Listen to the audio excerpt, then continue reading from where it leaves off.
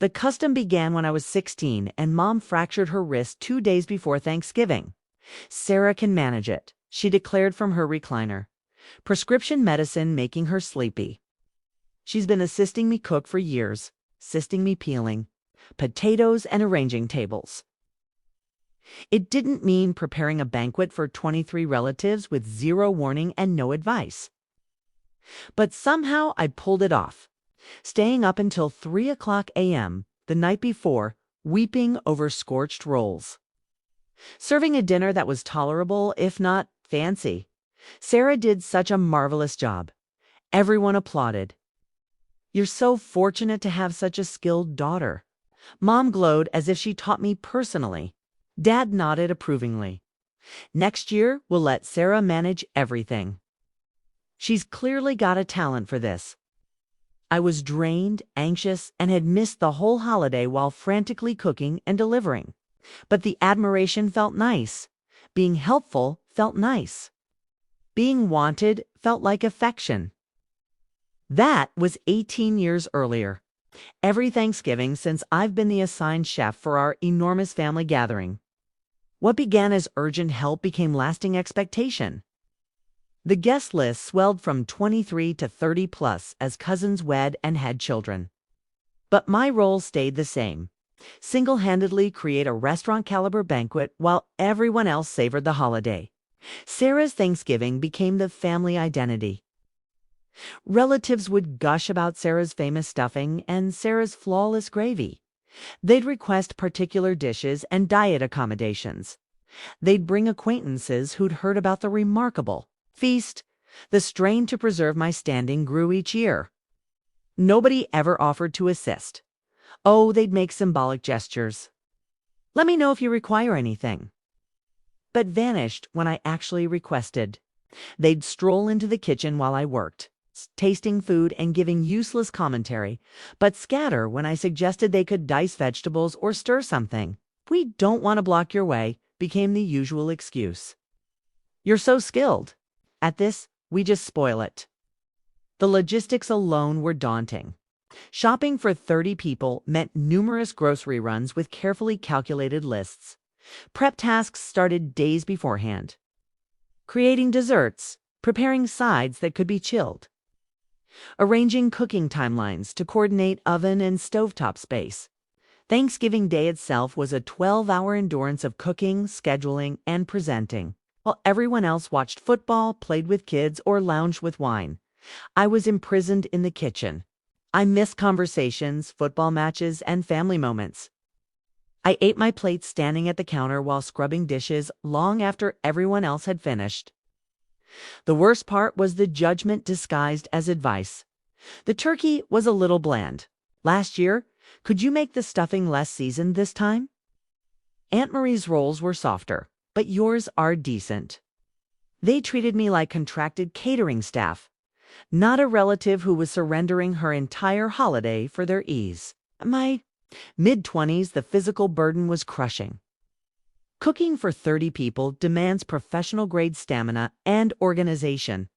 I'd collapse into bed Thanksgiving night, weary and bitter, while everyone else had enjoyed a soothing holiday. Friends would invite me to their Thanksgiving gatherings, but I always had to refuse. "I can't. I'm preparing for my family." They looked confused. "Can't someone else cook or everyone supply something?" I'd never thought of these options because my family had made it certain. Thanksgiving was my assignment. Proposing changes was met with shock. "But it won't be identical. You're so much superior at it than anyone else. It's custom." The custom that mattered to them was receiving a flawless dinner without effort. My tradition of working while they relaxed was apparently holy. College provided momentary relief. Had legitimate reasons to miss some Thanksgivings. But even then, family members would call requesting recipes. Whining that Thanksgiving wasn't the same without Sarah's meals. The guilt traps were severe. I was made to feel like I was deserting family by pursuing my schooling. After graduation, there was no release. I was back to full-time Thanksgiving duty. But now, with extra expectations, you learn so much in college. I'm certain this will be even simpler for you now. My career didn't count. My relationships didn't count. My own urge to enjoy a holiday didn't count. What counted was giving them the flawless Thanksgiving experience they'd grown used to. That tipping point built gradually over several years. Each Thanksgiving became more exhausting as relatives treated me less like kin and more like a private chef. They'd make special orders, diet requirements, and last-second adjustments without considering the added effort involved. 3 years ago, my cousin brought her latest boyfriend, who was extremely choosy about meals. She handed me a list of his aversions and sensitivities, expecting me to adapt a complete stranger's tastes. When I proposed he could bring his own dinner, or eat what he could from the available selections, she was shocked. "Sarah, don't be stubborn. It's Thanksgiving. Can't you just ensure there's something he can have?" 2 years ago, my brother's wife decided to go wheat-free and expected me to create separate versions of each dish. When I explained that would double my burden, she accused me of being unsupportive of her wellness path. Last year was the ultimate. Straw Dad handed me a tally of 32 people 3 days earlier for Thanksgiving, 8 more than I'd arranged for. "Some folks are bringing companions," he mentioned casually. "I told them you wouldn't object." I stood in my kitchen staring at that tally, calculating the extra supplies, prep hours, and pressure. I'd have to redo all my organizing, purchase more groceries, and somehow include 8 additional guests with the same oven capacity and cooking timetable. "I do object," I said softly. "What?" "I object. I can't cook for 32 people with 3 days warning." Dad looked truly puzzled. "Sarah, you've always managed whatever we've tossed at you. What's altered now?" What was altered was that I was 34 years old and had spent 18 Thanksgivings laboring while everyone else rejoiced. What was altered was that I'd never had a peaceful holiday with my own household. What was altered was that I was drained from being taken for granted. "I need support," I said. "Genuine support, not relatives hovering around offering to do anything while supplying nothing." Well, you know how it goes, okay? Everyone has their own customs and ways of handling things. It's simpler if you just handle it. Simpler for whom? Surely not for me. That Thanksgiving was a wreck. I was overloaded, tense, and bitter. The feast was decent, but I snapped at relatives all afternoon. I sobbed in the pantry while the turkey cooled. I served dinner with swollen eyes and a fake grin, then locked myself in my room afterward. Several family members remarked on my attitude issue and suggested I was becoming too tense about cooking. The fix, according to them, wasn't to shrink my tasks. It was for me to manage stress better. In January, I began counseling. I required support processing why I felt so furious and confined by something I'd supposedly agreed to do. My therapist asked deep questions that revealed uneasy realities. "Do you enjoy preparing for your family?" I used to years back when it was occasional support rather than compulsory work. Now it felt like a duty I couldn't flee. "What would occur if you said no?" "They'd be upset, angry, and likely guilt me into obedience. Thanksgiving would be destroyed, and it would be my fault. What if Thanksgiving was destroyed? What would actually occur? People would need to sort out their own meal choices. They'd adjust. Life would continue. What do you wish your Thanksgivings to resemble?" I wished to enjoy the holiday. I wished to spend time with family instead of laboring for them. I wished to feel like a visitor in my own existence sometimes. My therapist helped me realize that I'd become trapped in a cycle of people-pleasing that had shifted into exploitation. My family had become accustomed to my surrender and now viewed it as my natural duty rather than a generous gift. We practiced setting limits and countering guilt tactics. I learned to notice the difference between assisting family and being misused by family. I developed tactics for preserving ties while guarding my own needs. By October, I resolved this would be my final Thanksgiving as lone chef.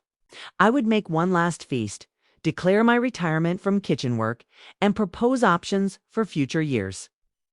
But as Thanksgiving neared, the familiar tension mounted. Dad delivered the guest tally, 30 people this season, with his usual assumption that I'd manage everything. Mom chimed in with unique requests and food restrictions. Relatives called with their customary demands for beloved dishes. The expectation was so absolute, so unquestioned, that I found myself slipping back into old habits. I started planning menus and drafting shopping lists despite my vow to quit. The rhythm of 18 years was tough to break. 3 days before Thanksgiving, I had a revelation while standing in the supermarket. I was buying supplies for a meal I didn't want to cook for people who wouldn't value the effort involved during a holiday I should be enjoying instead of surviving. I left my cart and went home. That evening, I called my closest friend from college. "Are you doing anything for Thanksgiving? Flying to Portland to visit my sister? Why can I come with you?" She was shocked, but thrilled. "Course. But what about your family's big dinner? Aren't you cooking for like 50 people? 30? I know. I'm not cooking for anyone this year." Booking a last-minute flight was costly, but it felt like buying my freedom. I packed swiftly, left my kitchen bare, and prepared for the conflict that would inevitably come. Wednesday evening, Dad called with final details. "Cooking begins at 4 a.m., right? Uncle Bob's bringing his latest girlfriend, and she's vegetarian, so make sure there are plenty of choices for her. Oh, and Cousin Jennifer's kids are all going through picky stages, so maybe some plain pasta as backup." "Actually, Dad, I won't be cooking tomorrow." Long silence. "What do you mean?" I'm not making Thanksgiving dinner. I'm leaving town." "Sarah, this isn't funny. 30 people are awaiting dinner.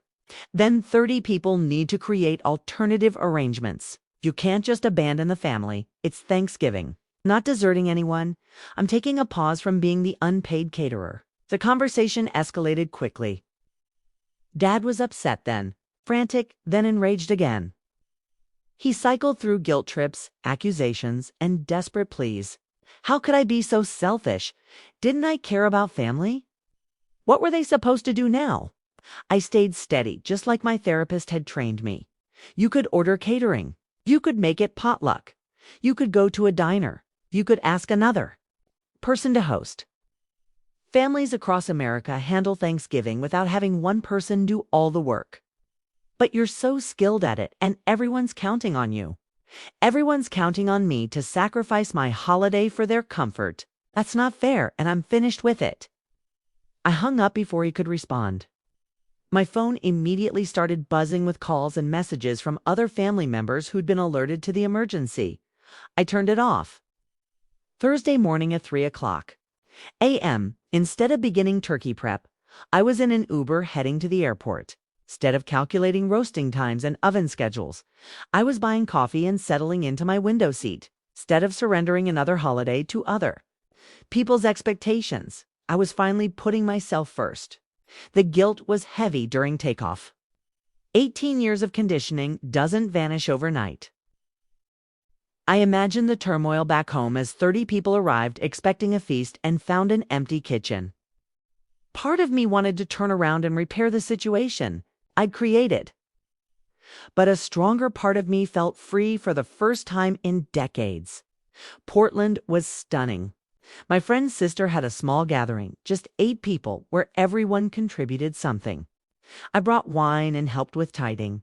Afterward, we played card games, took strolls, and truly enjoyed each other's company instead of just consuming food someone else had prepared. It was the most peaceful Thanksgiving I'd had since I was 15. My phone, when I finally turned it back on Friday, contained 47 messages. They ranged from furious to hurt to desperate to manipulative. The story I pieced together was predictably chaotic. The family had gathered Thursday, awaiting their usual feast.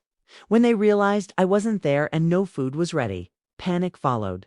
Some people left to hunt restaurants. Most were closed. Others raided my parents' cupboards for whatever they could grab. A few relatives went to grocery markets and bought pre-cooked dishes. They ended up with a patchwork meal of store-bought turkey, instant mashed potatoes, canned veggies, and frozen pies. It was, according to several messages, a catastrophe and the worst Thanksgiving ever. Several family members faulted me for wrecking the holiday. Others were wounded that I'd left without notice. Few were furious that I'd deserted family during a time when we're supposed to gather. But hidden among the guilt trips and accusations were a few messages that gave me hope. My cousin Mark, I never realized how much effort you put into Thanksgiving. I'm sorry we took you for granted. My Aunt Linda, I understand why you needed a pause. We should have helped more through the years. My brother, mom, and dad are livid. But honestly, I'm proud of you for standing up for yourself.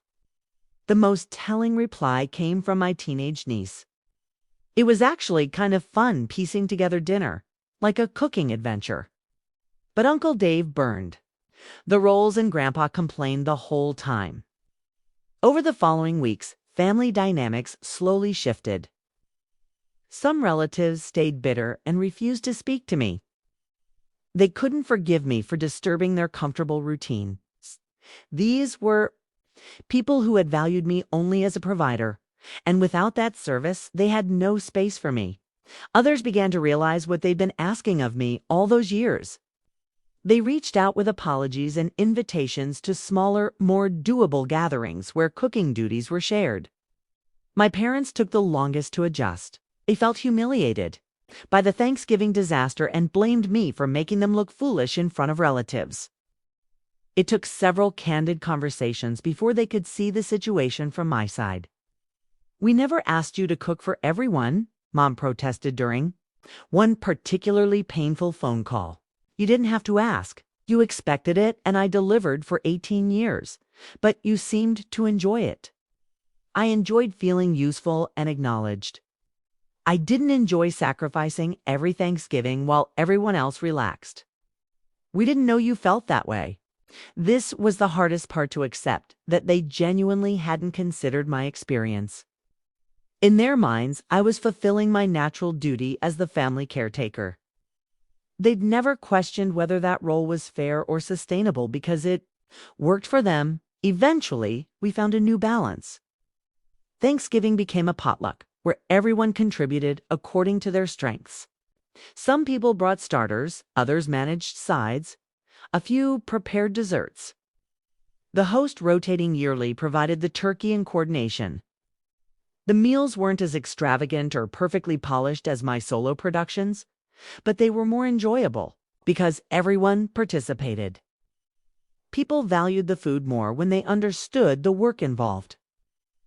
Children learned to pitch in instead of just consuming. Most importantly, I got to be a family member instead of kitchen help. I could sit with relatives, watch football, play with kids, and truly enjoy the holiday I'd been working through for nearly 2 decades. 3 years later, our family Thanksgivings are smaller but warmer. Some relatives stopped attending when they couldn't get their flawless free meal, but the people who remained genuinely wanted to share time together. We focus more on connection and less on consumption. I still cook, but as one contributor among many rather than sole supplier. I make dishes. I like preparing and eat meals that are still hot. I have conversations during dinner instead of serving it. I engage in my own holiday. The Portland trip became an annual custom.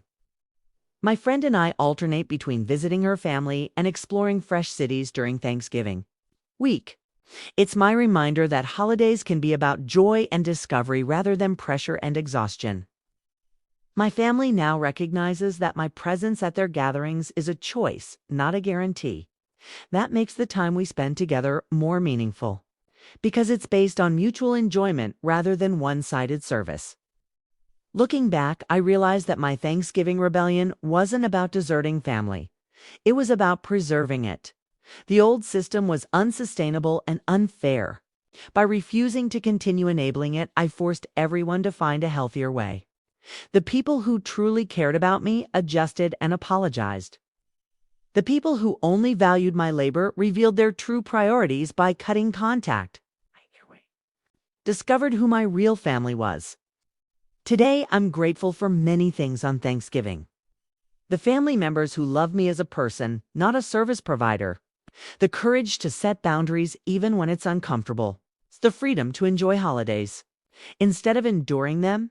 And the wisdom that choosing yourself isn't selfish, it's essential. Sometimes the most loving thing you can do for your family is refuse to let them take advantage of you.